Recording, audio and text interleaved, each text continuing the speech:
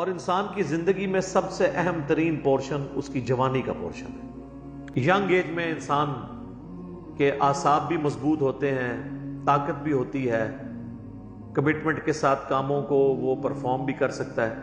تو آپ اس کو یوں سمجھ لیں کہ تم کبھی بھی نیکی کے اعلیٰ ترین درجے کو نہیں پا سکتے جب تک کہ اپنی جوانی کی عمر، اپنی جو سب سے بہترین عمر کا پورشن ہے وہ اللہ کے لیے قربان نہ کر دو۔